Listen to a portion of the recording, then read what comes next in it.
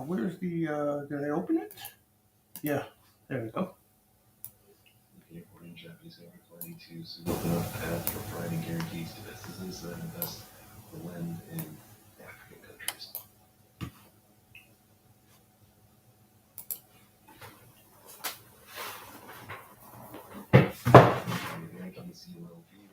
At $437 million in revenue, missing $492 million consensus, EPS beating at 71 cents versus 65 expected, trailing Oscar Lima Bravo.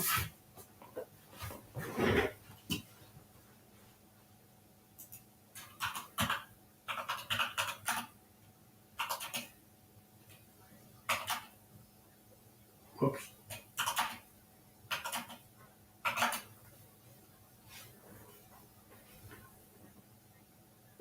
SMLR providing preliminary fourth quarter revenue, 12.1 to 12.5 million.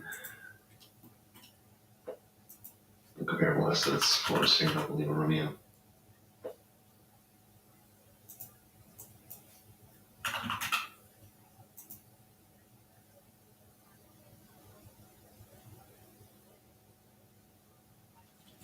Come on, this leg.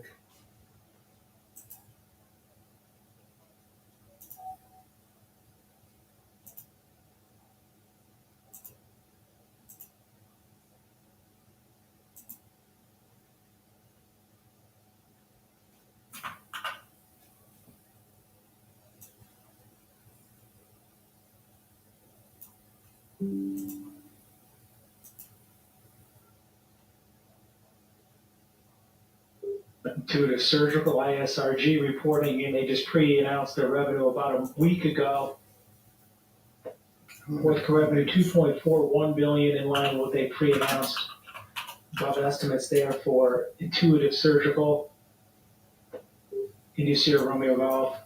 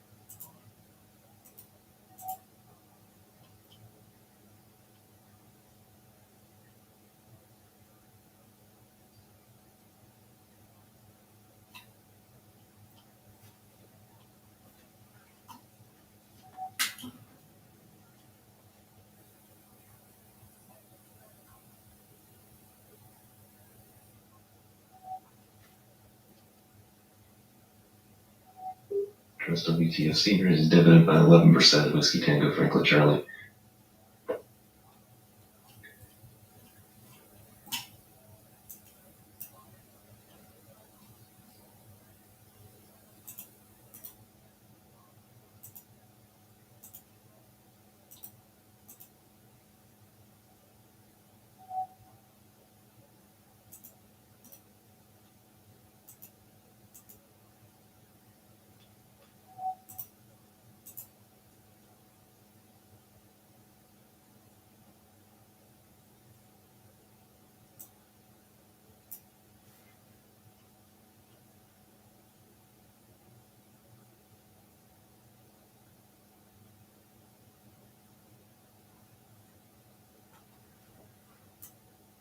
What the hell else would I want to say? 1, 2, 3. I'm missing one? Oh no. I got it.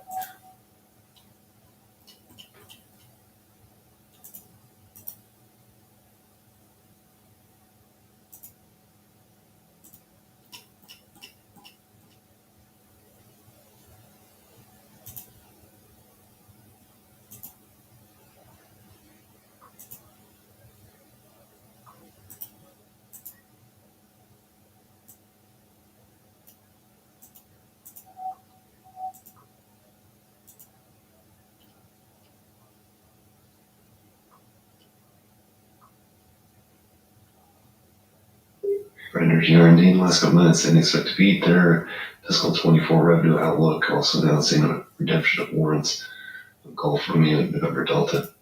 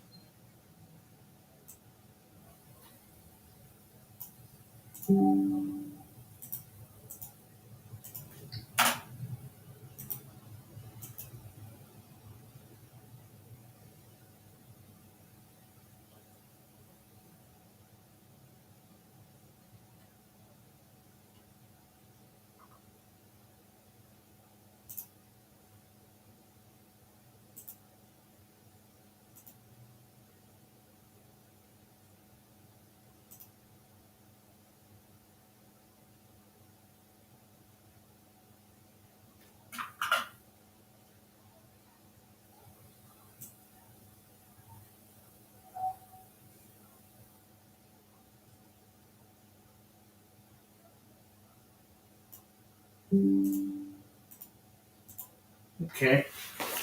How's everybody doing? Hi, fellow fart coiners.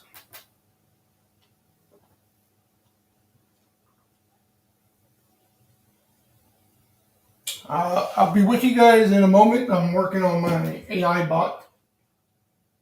I'll be done shortly here.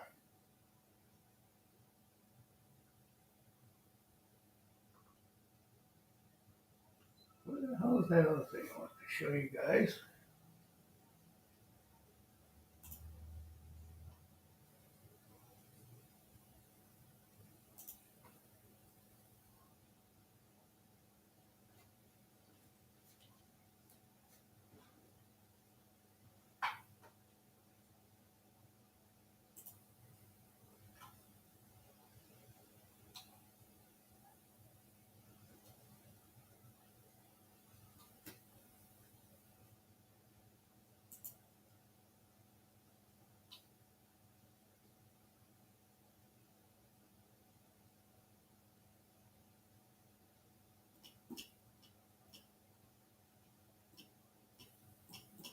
Okay, I think that's it here.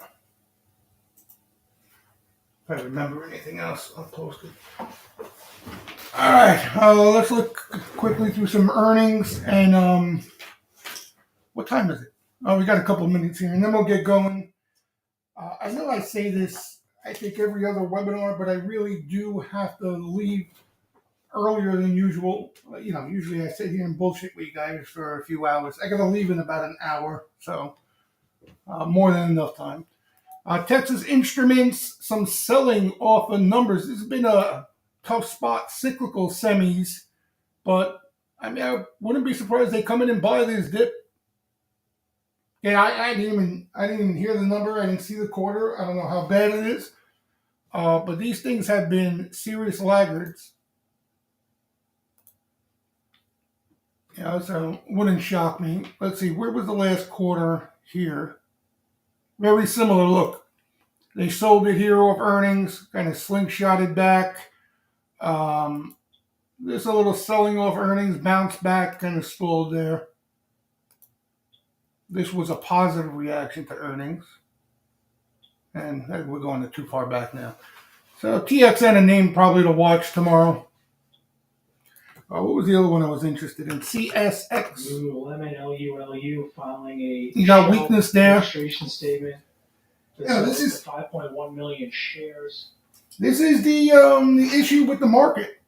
With the current market right now, you have no ties to AI. You're really not seeing much of any growth. I can't say that because the banks have been stellar. The banks have been really solid. So the banks are probably the outlier on that statement. Let me mute this.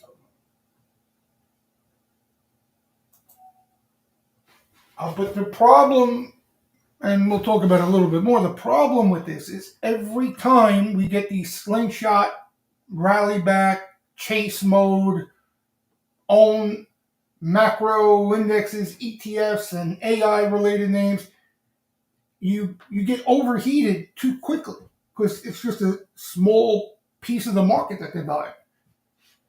And if you don't really get that full participation, creates problems on a short-term time horizon. CSX. So both these names, CSX, TXN, I would keep an eye on for trades tomorrow. Let's see what else we got here.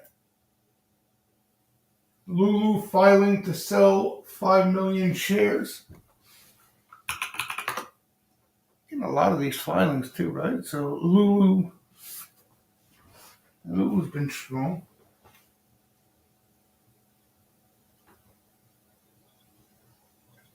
Twilio, I think they're having an investor day. That's been some rally back.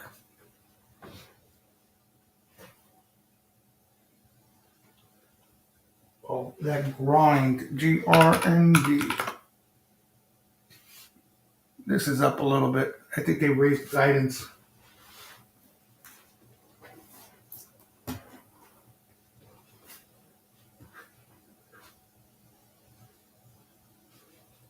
So you had some Trump yapping. He was talking towards the end of the day and quite the rip in the indexes after being pretty dead all day. All right. Anybody waiting on any big earnings? No, right? We're done. Next week's the big one. The week following that, the party just getting started. All right, so let's get rolling here. We'll talk quickly about the overall market, and we'll breeze through some of the main indicators we look at every week on this webinar. We'll chit chat a bit, and then I got to run a little bit on the earlier side today. All right, so I think when we last left off on this webinar, we were discussing how, again, down here, if you've been playing these short sentiment buy signal, right, on a short-term basis in bull markets, you get these minor pullbacks, I guess you can say, and you get some sort of relief rally, right? You don't know when that last relief rally ends up being short-lived and sellers take control. That's the start of kind of a legit correction. And we talked about, as you get longer in the tooth in a bull trend, the probability, the odds of one of these relief rallies ultimately failing, the probability goes higher and higher, right? You get closer to one of those. So we kind of got that relief rally and then some, and then I think you sprinkle on some Trump AI stimulus news, and it kind of sprayed some gasoline on the fire here. And that's where I think we're at now. I wouldn't say we're at the point where if we don't digest here, it becomes a bigger problem. You know how we like to phrase that? We've talked about that many times through this bull run. We're close. I don't think we're quite there yet. We'll see where some of these indicators end up after this move today. But we're getting closer to that. So what I'm getting at is I think there's still some room for bullish momentum, even if it does get a lot sloppier, a lot thinner out there.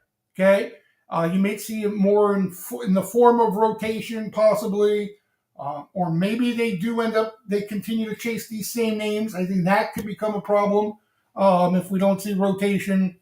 So again, time will tell. But I think the wild card, because you have earnings season here, right? So it's the momentum is going to be dictated off of reaction to earnings. So you're kind of going to you might get a sloppier look at this, right? On any particular day, You'll see leadership at specific names that see a positive earnings reaction, and vice versa. You'll get negative earnings reactions in some places, and you'll see probably rotation out of those groups. And I think it's on a day-to-day basis. All right, so that's where it kind of gets messy here as we enter the heart of earnings season for the next week or two. Next week's the big one. You got a little more the following week. Then we can start focusing on a cleaner read on things, cleaner earnings, post-earnings flow, positioning coming out of the first half of the quarter. So you get some good, cleaner gauge on things, I guess is the best way to put it, right? What I will say up until this rally here is that, again, a very similar problem. Problem. I guess that's not the right word to use because the market's at new highs and things appear bullish. But one of the issues throughout this bull market has been that it's very difficult to find that strong momentum or growth outside of AI related stuff, right? It's been very AI specific. Now, initially in this bull market, we were complaining because it was really, really thin, right? Remember, it was just the semis.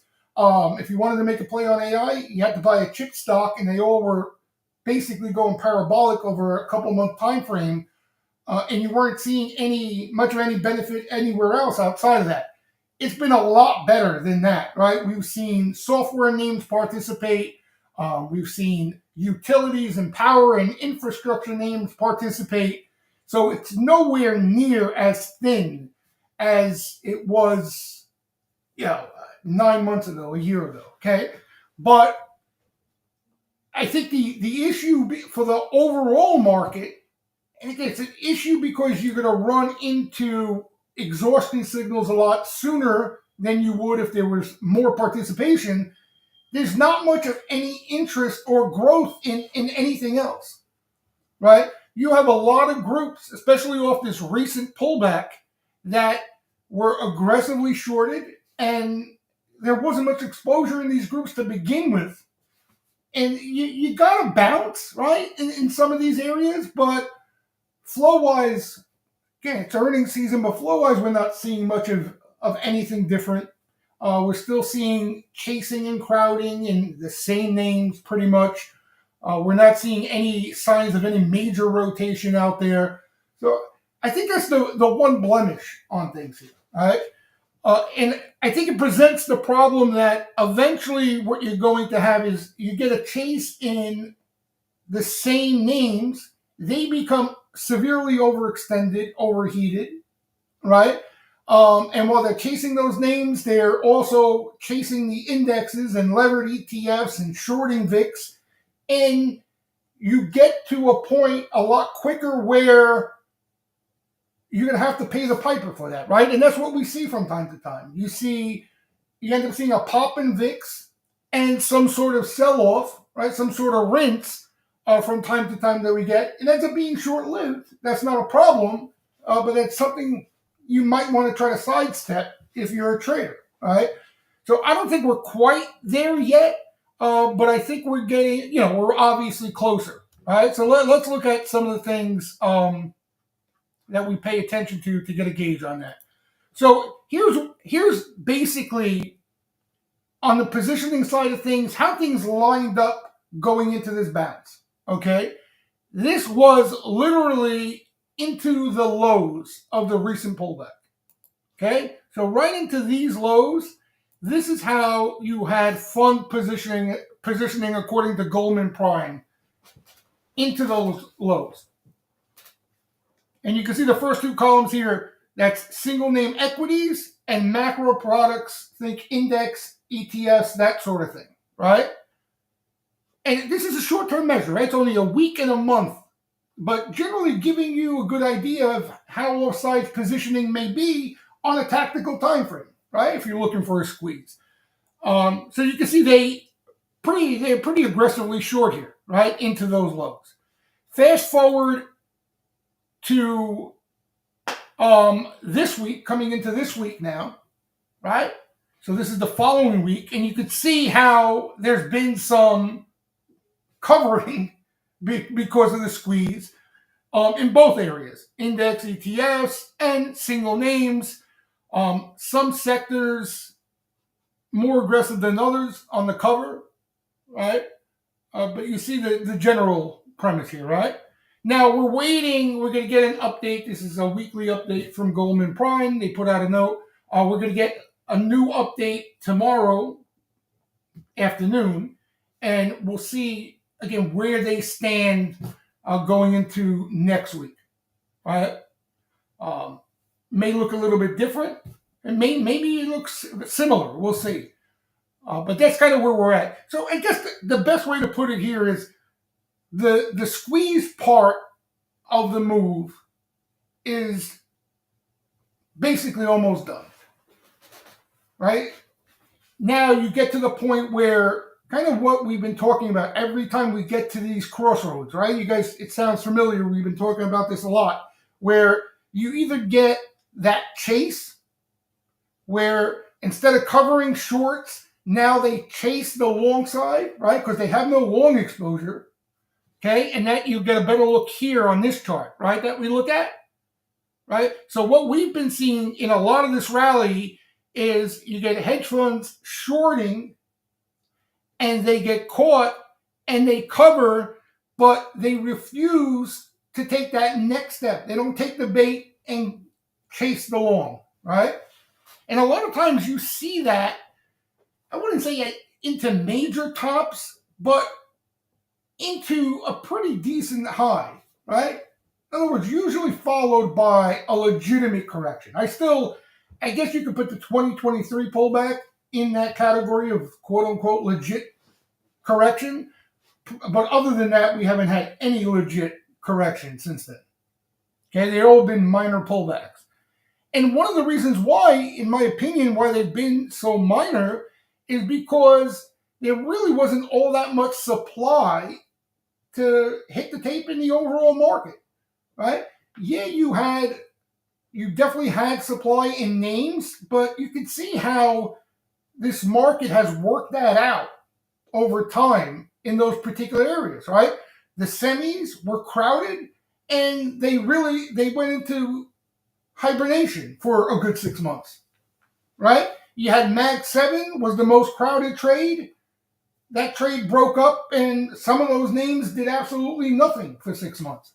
So the market's done a great job of digesting in those areas while finding other places to put money and keep the markets bid. Okay?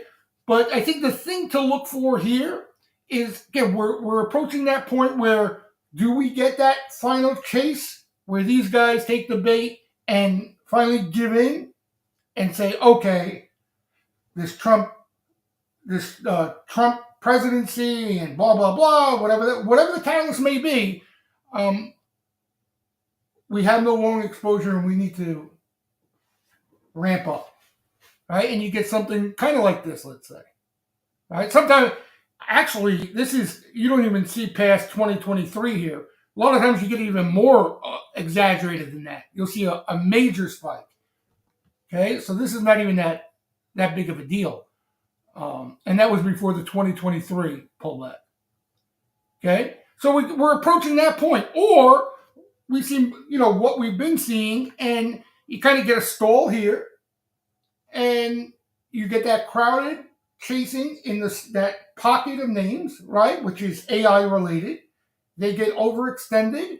VIX gets overextended to the downside, and you get the unwind of that, which results in some sort of pullback, some sort of pop in volatility, and you reevaluate then, right? I mean, though every instance, and there's been quite a few of them, that's been the best entries if you're looking for long entries in this bull run. Okay? Again, trying to keep it in simple terms, that's where we're at on the positioning side of things. Sentiment-wise, very similar. Depending on what measure you look at, right? you had like the surveys, kind of what we're seeing here, AAII. Look at where we were last week, right? We were at one of the lowest readings we've had in over a month, while this market was ripping back, and these AI names were heating up. But you can see the change in mentality now, right? This week, you get a bump up from 25 to 43. So that has played out as well on the sentiment side, right? Whoever wasn't bullish the last few weeks is now officially bullish. This is a short-term sentiment measure we look at, right? I've shown you guys this on these webinars, a short-term composite. Under 20, we like to start looking at names for longs. Under 10, a lot of people in the steam room like to roll the dice on some S&P 500 or NASDAQ calls for kind of that snapback rally in a sense. And we've danced, we danced a couple times on that 10 line, and then this has been the snapback and then some. Now, on the flip side, as you get over 60, which we are now, that's where you kind of want to do some rolling, lock in some gains, that sort of thing. And then if you get over that 70 mark, that's where if you're looking for short entries or you're looking to get into a larger cash position on a more tactical time frame, that's the level where you would start to look at that, right? So we're kind of in between there. We'll see where this ends up after today. So we're getting closer. What else? Was there anything else I wanted to show you guys here? Oh, yeah. Rubna had a couple of things. This has been a big piece of the velocity behind the move, especially in VIX and S&P 500 and NASDAQ related stuff. You had a lot of this systematic positioning, right? So think about CTAs and vol control funds. They trimmed exposure, right? As there was a bid in VIX, they are tied to levels in VIX, right? It's very systematic. So as VIX traded higher, they had to take down their exposure to equities, and you could see they did so. Nothing in any major way, right? When you get a legitimate correction, again, not a bear market or a crash. Here's what I'm talking about when I say legit correction, by the way, before anybody jumps the gun. Oh, come on! Sorry about that outburst. Yeah. So when I say legit correction, this is as close to a legit correction as we've had in this over the last couple of years. Right here, right? In where you get kind of the more tactical bounce signals, they don't have to fail instantly, but you don't get one extreme to the other, kind of like we're seeing right now, right? You get a snapback move and then it rolls over. Then you get tactical bull signals again, and then you get a snapback move, even less so, short-lived, rolls over. And then here you get a quality risk-reward entry here on the positioning side, eventually here, right? So that's what I mean about kind of that legit rinse. We haven't had anything remotely close to that, right? Here, what the hell's that noise? Here you had basically just some selling, right? When it got to a little bit of a climax back, bottom there and ripped. And then here, pretty similar. And then the one recent, same thing, right? So that's what I'm talking about by legit correction. So the point being here that I was making is that you're not going to get a full-fledged washout on CTAs and vol control funds without a legit rinse, a legit correction, right? When you get these short-lived quick rinses, this is what you're going to get. But when they reverse, and they reverse as violently as they have, these guys are going to add back that exposure they took off, right? Because now you got VIX selling, and breaking levels to the downside, and they have to take up their levels, right? They got to add back those levels. Okay? So that's what we're seeing here now, and probably by the end of the week, we'll be back to where we started up here in this range on the systematic crowd. And here's the final thing here on the seasonality aspect of things. You do have some positive seasonality for the rest of the month here, which can keep things bid. And then you can see we go into a little bit of a lull at the beginning of February. And that probably would line up well if things remain bullish up until then to where we get some sort of rinse. All right.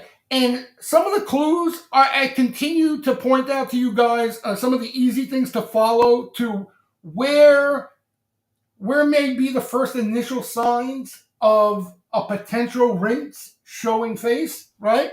I think it's in these volatility things, right? These volatility products. So VIX, VVIX, when you start to see these things diverge, and they can diverge over the course of days. Sometimes, I think I remember weeks, if I'm not mistaken. I don't know exactly, but it can linger. But when you start to see vol up, spot up, as we say, right? So that means volatility up, equities, S&P 500 up, right? Those are some early signs that players are becoming offsides in that space. Okay, and once that momentum starts to turn, right, that's where you get kind of that violent sell. Again, even though it may be on a short-term basis, you get that violent sell with a stronger VIX move. Okay, the more it lingers, right, the more you have the potential for something stupid like this to happen. You understand? So if you remember what we were talking about back here, and VVIX I think was even cleaner, this started to move higher while equities was still bullish, was still trading higher, right? So if you ignore that and thought, just looking at price action, everything still looks strong, what followed was a pretty aggressive rinse and a pop in, you can see the outlier here. Okay, so these are the things to keep an eye on. And look, right, you see VVIX here, and where the market is right now, right? It'd be pretty cut and dry. Okay, so if equities continue to remain bid, but you start to see these vol products start to turn and move in the same direction with equities, again, I never back tested these things, so I can't give you facts, but more than not, it's usually an early sign of offsides positioning. All right, so something simple for just a lot of us to keep early tabs on, because in the heat of the FOMO, in the heat of the noise from earnings season, you can easily lose track of how much risk you have on. And if you get caught in one of these jammy jams, it's going to sting. Okay, it's going to sting. The last thing, and nobody likes to hear this. I know you guys hate hearing this, and this is kind of the grandpa in me, or however you want to frame it. But we're going into earnings season here, right? There's added risk with earnings season because you are subject to not only the company you're trading, their reaction to earnings, right? You could avoid that by paying attention to earnings dates, but because these next 2 weeks, because of the magnitude, the amount of earnings in heavily weighted names, everything becomes an earnings play. Everything, right? If Apple and Amazon miss badly, or whatever it is, bad reaction, a severely negative reaction to their numbers, 9 out of 10 stocks are probably going to trade lower with it,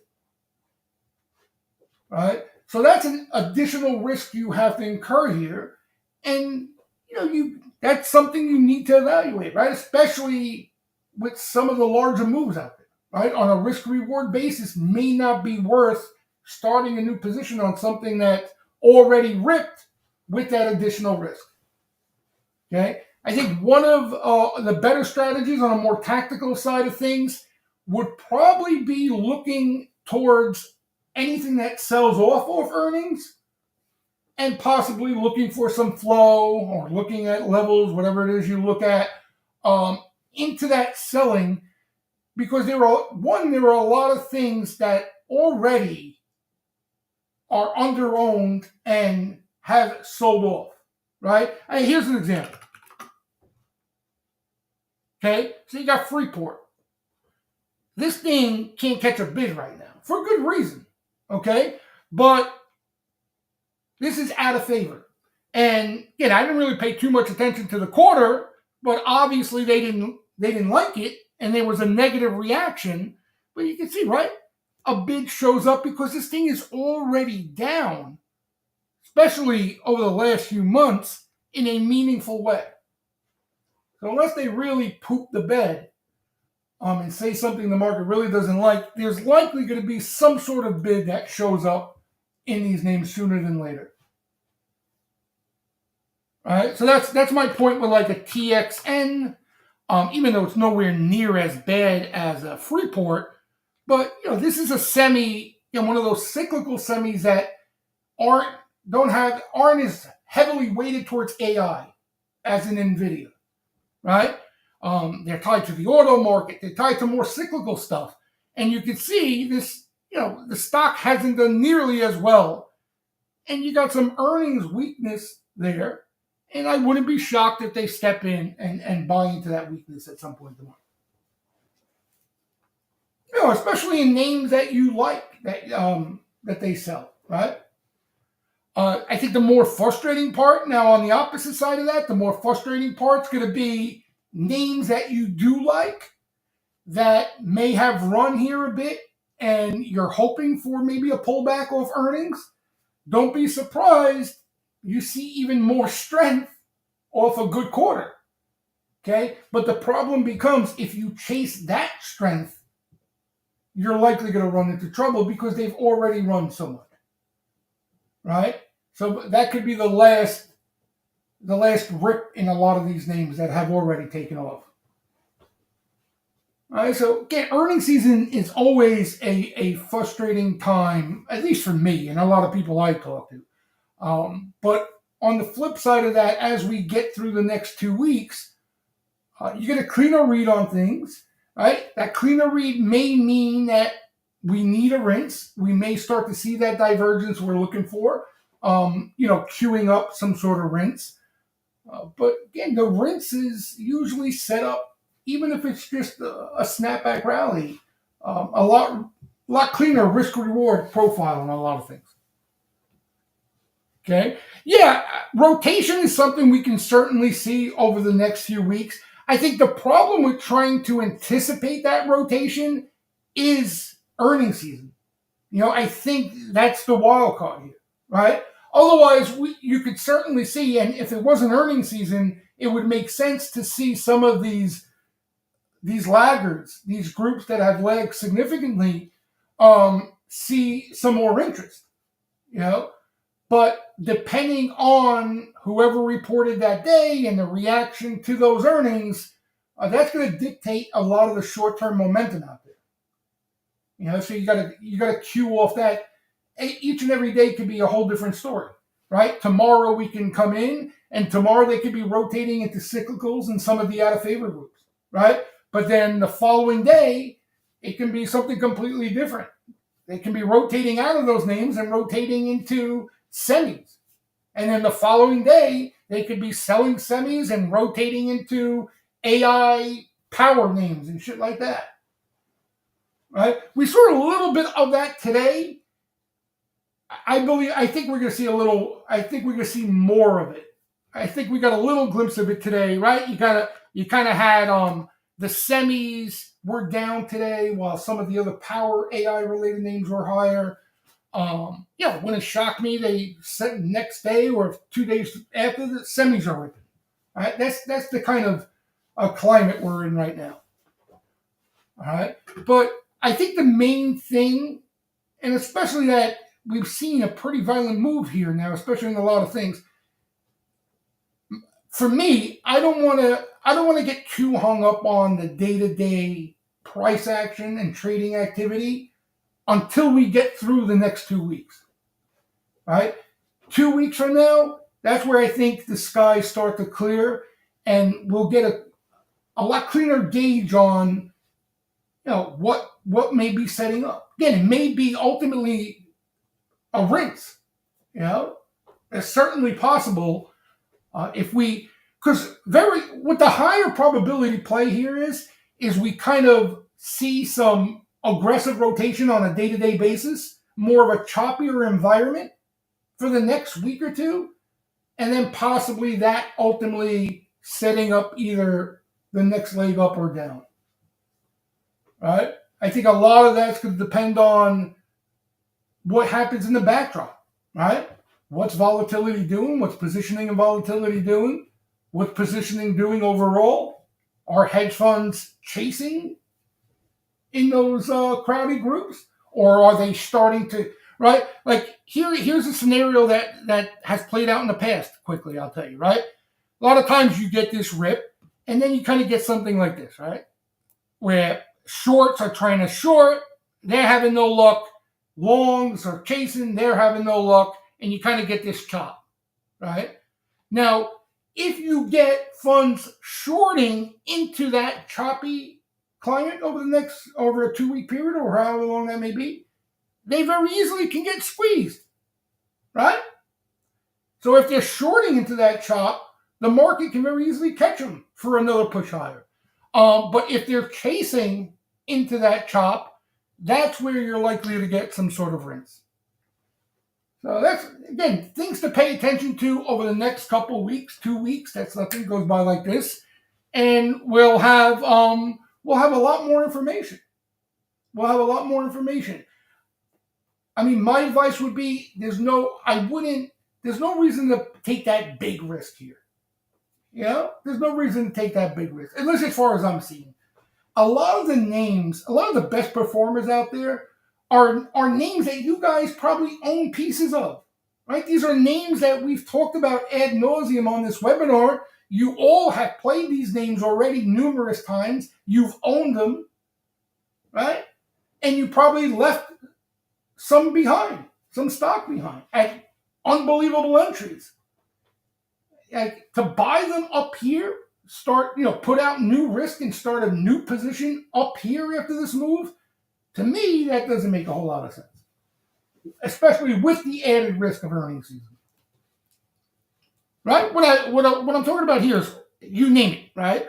All the studs. And don't get me wrong, a lot of these names, I think they're unbelievable companies. The other half of them, I think, are all story. And that's where a lot of risk can come in, right? Like, you got two ends of the extreme, okay? And I know nothing about this business, so I'm not even going to pretend to know. But I'm just telling you from a stock point of view. You got a name like VST, which we've talked about a lot on this webinar, right? Quality name, ridiculous numbers, ridiculous growth. That's why it was the stock of the year last year, okay? Up significantly, okay? But you have real numbers behind a name like that, okay? And then you got like a SPAC, like Oklo, which has ripped percentage-wise in a significant way here, right? That a lot of people are excited about, but again, I'm not predicting the future. I don't know what this SPAC ends up turning out to be, and I know what's his name is behind it, but it's irrelevant. My point is, right now, they do zero in revenue, and they're losing all sorts of money, right? To justify a run like this, you're going to need to see those fundamentals catch up in a big way, right? Eventually, that's going to happen. The story could be great, right? We saw it in all the EV stocks. We've seen it in recently in quantum names. You see it all over the place. Okay, the momentum can last for a long, long time, and people can be excited about the story. But eventually, the numbers got to be there to justify moves like this. And I think that's kind of what's making me a little bit nervous about things. But that could mean nothing because I've seen in the 90s, we've seen that constantly. But you're seeing a lot of names that are running just based off story here, right? Based off what may happen in the future. Not seeing any of that growth yet. So that's kind of what we got here now, you know? But listen, if you own Oklo, wherever you guys own it, 10, 12, 14, and you're holding on to it, you should hold on to it, all right? I'm saying to buy it, to even think about buying it at 40 now, that's a tougher sell. That's a lot tougher sell. All right? Even the solid fundamental companies, guys, I mean, you're talking about crazy moves here, right? Eventually, they're going to run out of gas. But, when you got quality, you'll get this instead of all the air coming out of the balloon. You'll get healthier consolidation. If you're trading options, that's just as good as a crash, but you know what I mean. What's up, T? And again, new names. We ultimately, for me, like I want to see, right? And we were seeing no action into the pullback. Okay, all the action started to explode as we got into earnings season here, and then you throw Trump and that AI package into the mix, right? And all the flow we're seeing is all chase, right? It's all the same names we know, and funds are sweeping up calls because they don't have enough exposure to equities here. They got caught into earnings season, right? So they're going to the biggest winners where all the momentum is, and they sweep up calls to get that's the quickest way to get exposure put on. That's what we're seeing right now. Nothing else. Okay? Eventually, you guys know what I'd like to see for like a healthy bull market and names to start building positions and new positions, and we want to see the next VST, right? We want to see the next Annette. We want to see the next VRT, right? That's kind of what we're looking for here, right? That would be a bullish sign. That would be a real nice indication of risk appetite showing up. Okay. Otherwise, if you're gonna, to play these same names, you need, after you catch rips like this, you sell them, right? If you're trading them, and then you need some sort of pullback or consolidation, right? If you're trading them up here, that happens. All right, look at these names though. They just keep going. It's unbelievable. It's unbelievable. Bought Oklo at 9 and sold it at 25. There you go. That's exactly what I mean, Papu. That's exactly what I mean. Like a lot of you guys, I remember you guys were talking about these names constantly. I know you guys like them. So you sold it at 25. You bought it at 9. I mean, at some point you're gonna pat yourself on the back. That's a check mark in anybody's book. If you believe in the company longer term, leave a piece behind, or like Ranchero tells a lot of us, buy some leaps with the profits, right? Put some money, pay yourself, take a lot of risk out of the equation, and put some in leaps, okay? But to just go out and buy Oklo at 40 now, after you just sold it at 25, because there really isn't anything else to buy besides these names, that's where you can run into trouble. That's where you can run into trouble. And listen, I get thrown into the perma bull camp, right? Because I'm a long only player and I'm bullish at heart. And I think you're an idiot if you're a perma there anyway, plain and simple. But I'm also a cautious bull at the same time. You know what I mean? I try to be a prudent bull. Okay? There's a big difference between holding winners and chasing winners. Okay, big difference. Big difference. So, but again, 2 weeks, I think we try to. I mean, what I've been doing a lot of guys, and it's something really it's not something I've actively done in years of the past. I've done it more of recent because of the lack of names in this bull market. But I've been trading a lot of these levered ETFs intraday. Honestly, God, truth, and I'll be the first to admit I'm not killing it. You know what I mean? I'm not killing it, but I'm just trying to make some money, get through earnings season here, and see how they line them up. But if they start sweeping, if we start seeing initial sweeper activity and new names, I'm ready. That's where I'll make my money. But I'm not gonna chase names up 600% just because. I don't need to do that here. I do not need to do that. So I think you stay tactical, be smart. Look for post earnings moves if you get some dips in names, right? And not even for trades. You may see, I don't know, AMD, which has been absolute dog poop, right? But post earnings, maybe it sells off a little bit more, or maybe it's flat, whatever it is, and then some flow shows up. That's kind of what you're looking for, right? That's kind of what you're looking for here. So I think you want to be more ready for that than to try to figure out what can you chase to make some more money here because you feel left out. That's when you always end up in trouble.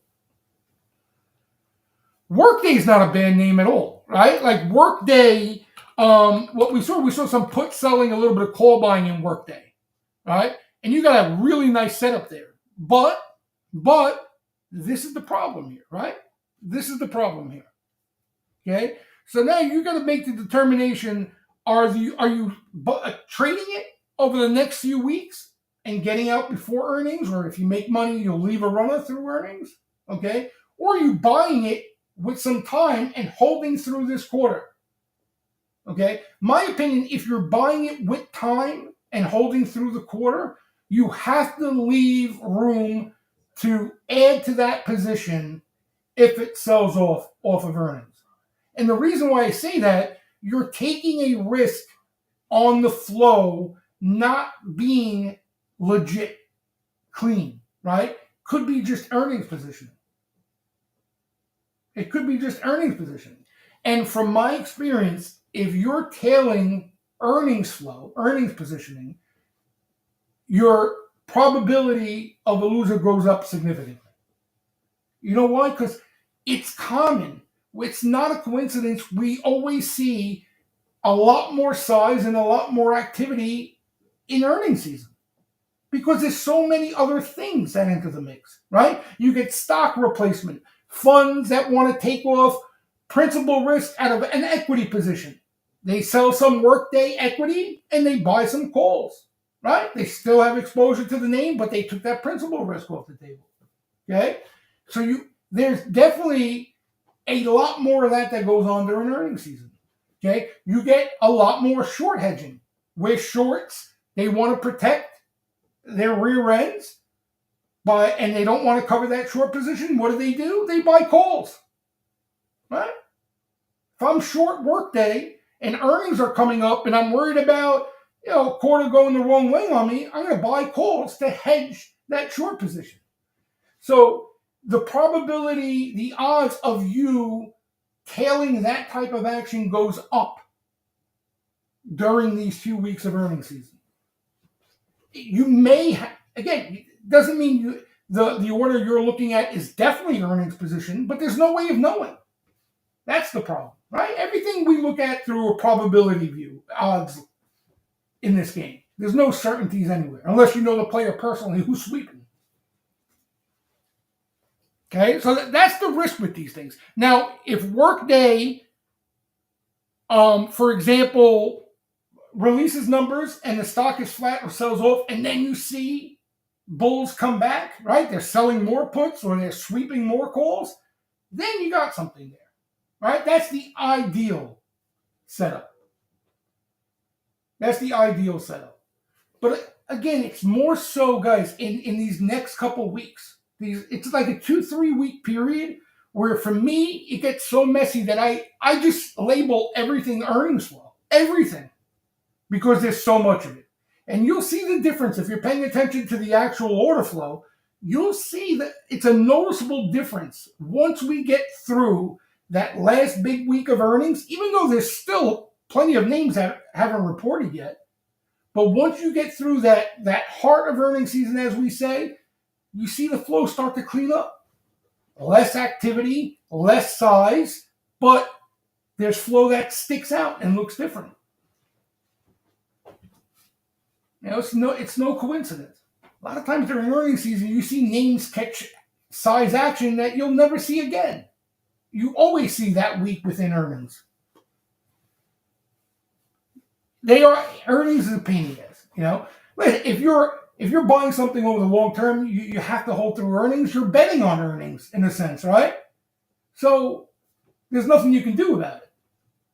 But I'm talking about the flow is what I'm talking about, right? If you're using the flow as an indicator, you lose a lot of edge during these couple of weeks of earnings. That's my main point of this. That's my main point. All right, but just like that, post-earnings flow is the total opposite. It's some of the better action, right? Action that you have more of an edge in. So that's what we have to look forward to here. All right, one more quick thing in regards to some of the action, because I know you guys are looking at action anyhow, trading even on a tactical time frame. A few of the names that caught action today: GameStop, you had some spec action in February 7th calls, pretty cheap. I think they were paying 30 cents, 40 cents. And probably have some sort of catalyst with Kitty Cat or whatever the hell his name is out there. What else did we see today? I don't remember a whole lot. You know, we saw a lot of VRT, a lot of VST and rolling in VST. But messy action. Tesla, really messy. RGTI, really messy. Apple, really messy. It's a mess. It's a mess.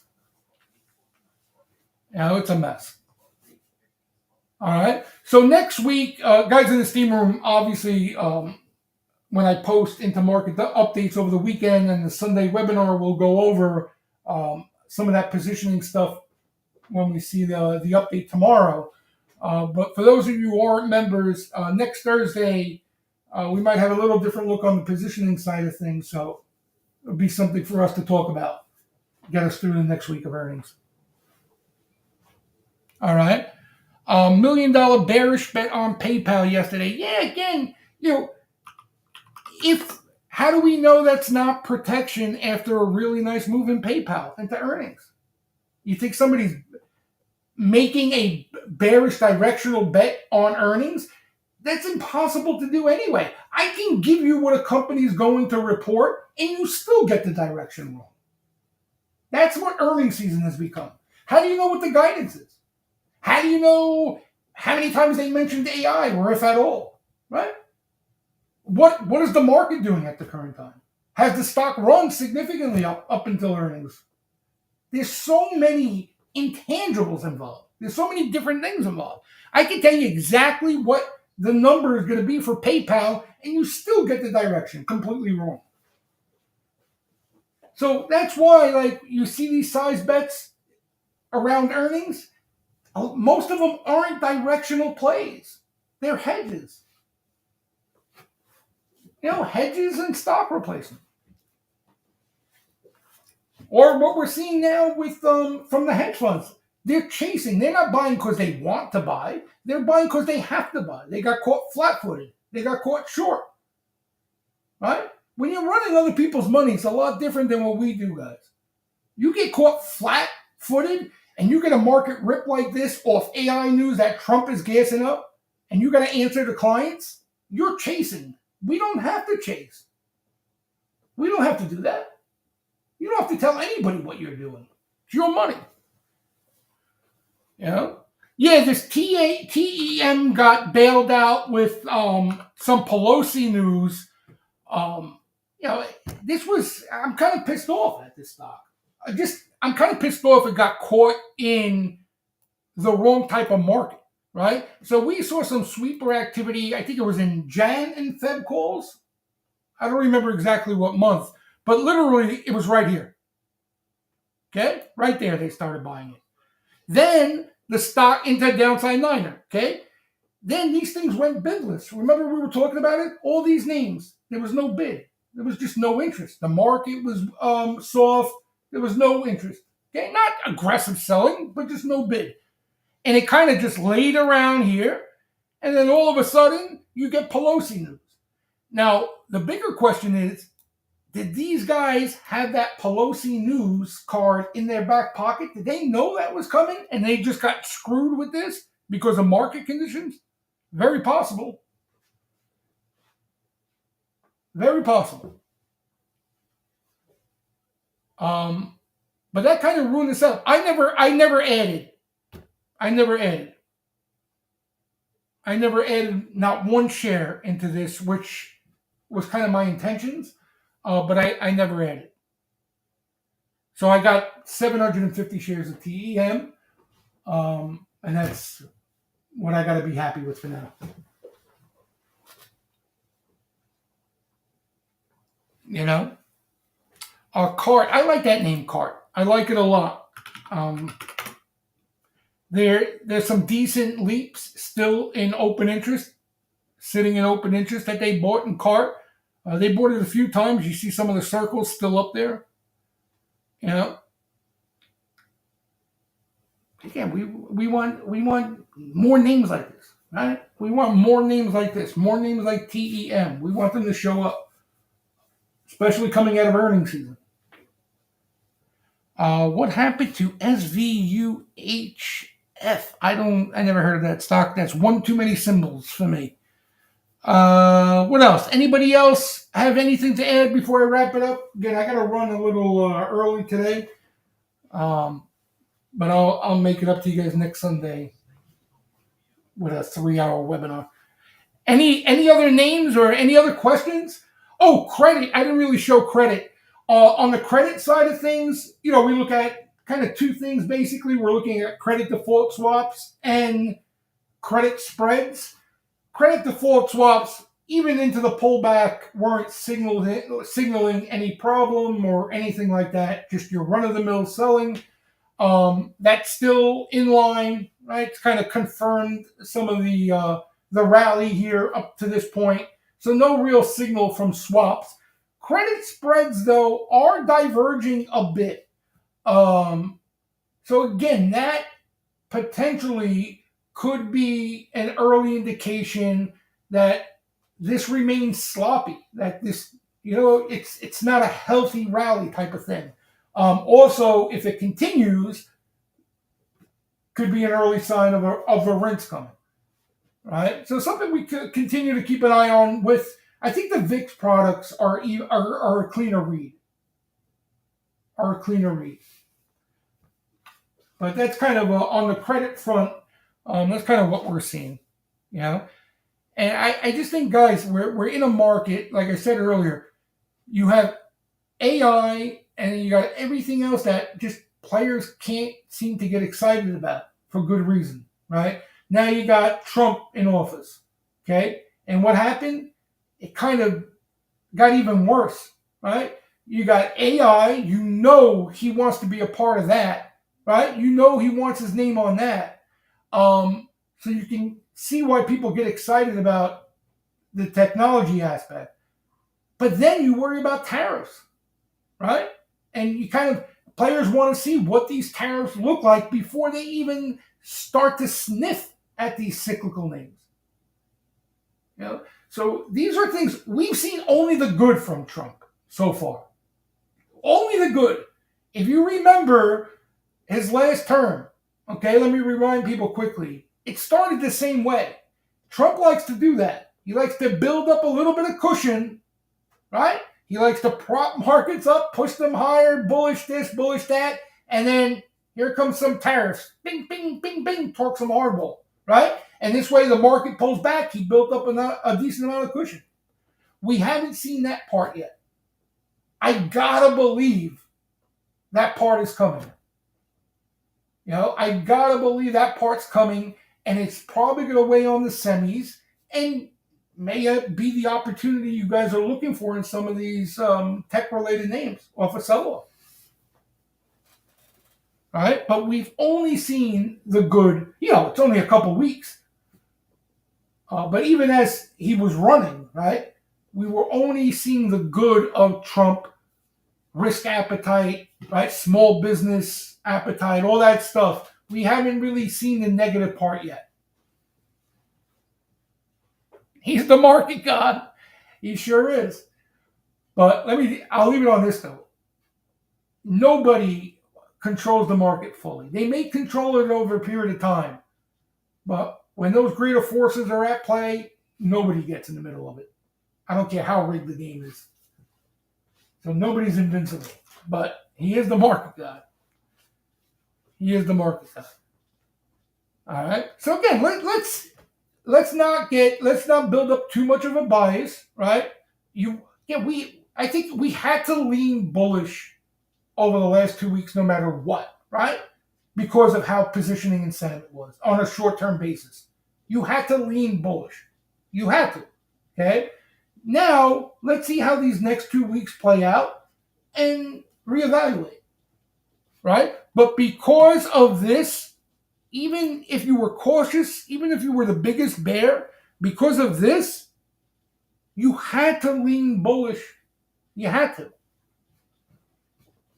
You had to. But again, now, right, a lot of that is pretty much washed out.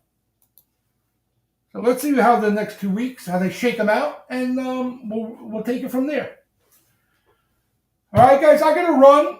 I appreciate everybody stopping by. Again, anybody who's not a STEAMROOM member, we have all sorts of things, discounts on. You can hit up Mario in here if you're looking to give us a shot and check us out.